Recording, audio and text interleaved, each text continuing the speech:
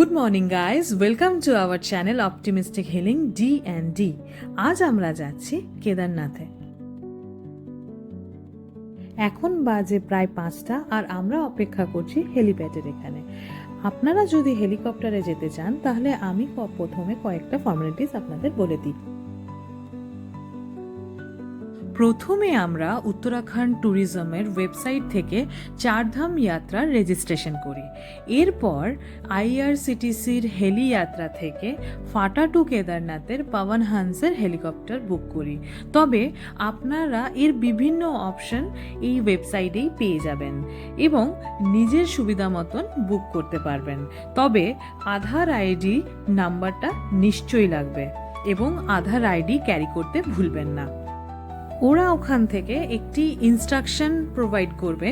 সেই ইনস্ট্রাকশনে বিভিন্ন রকম কতটা ওজনে আপনারা জিনিস নিয়ে ওপরে যেতে পারবেন, কখন এখানে আসতে হবে, কি কি জিনিস রাখতে পারবেন, এই বিষয় সংক্রান্ত বিভিন্ন ইনফরমেশন দেবেন এবং সেইটাকেই আপনাদেরকে ফলো করে এখানে আসতে হবে। কিন্তু এইসব মানা সত্ত্বেও আমাদের দুর্ভাগ্যবশত আমাদের হেলিকপ্টারটা ক্যান্সেল হয়ে যায়। উপরে কিছু হেলিকপ্টারের স্টাফের সাথে ঝামেলা হওয়ায় নিচে কোনো হেলিকপ্টারই ফার্স্ট লটে যেতে দেয় না, সেটাই আমরা জানতে পারি। পুলিশ আসে, লোকজন অনেক ঝামেলাঝাটির পরেও হেলিকপ্টার এক পাও এদিক থেকে ওই দিক হয় না। কিন্তু আমরা জানতে পারি যে আমাদের বাকি গ্রুপের মেম্বার্সরা যারা অন্য হেলিকপ্টার বুক করেছিলেন তারা ঠিক উপরে চলে যেতে পারে, কিন্তু মেনলি প্রবলেমটা পবন হান্সেই দেখা যায়। আমরা খুবই নিরাশ হয়ে নিচে হোটেলে চলে যাই। নিয়ে আধ ঘন্টার মধ্যে খুব নেসেসিটির জিনিসপত্র ব্যাগে প্যাক করে ভাবলাম যে তাহলে দেখি ওখানে যে ট্রেক করে যাওয়া যায় না পালকি বা ঘোড়ায় যদি কোনো উপায়ে যাওয়া যায়, তাই একবার চেষ্টা করে দেখি।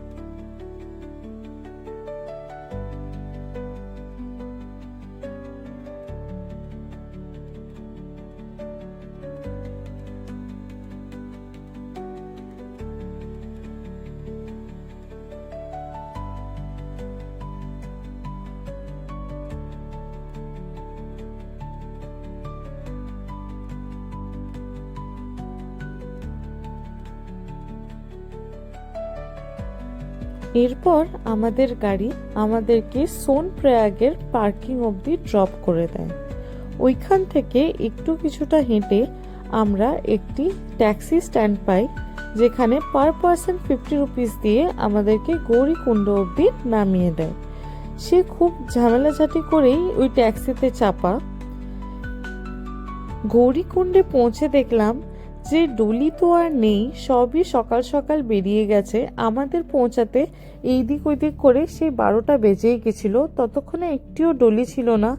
এবং ঘোড়ায় আমাদের যেতে সবারই খুব ভয় লাগছিল, কারণ কি রাস্তায় দেখছিলাম ঘোড়া পড়ে যাচ্ছে, কারণ মাথা ফেটে যাচ্ছে, স্লিপ খাচ্ছে। তাই জন্য খুবই ভয়ে ভয়ে ভাবলাম যে ট্রেক করেই যাব।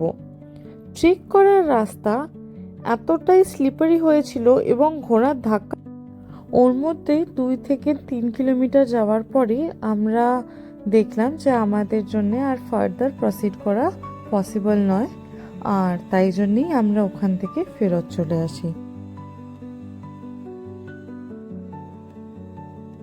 আমাদের গ্রুপের কিছু মেম্বার্স যারা উপরে যেতে পেরেছিল তাদের কিছু ভিডিওস আমরা এখানে শেয়ার করছি।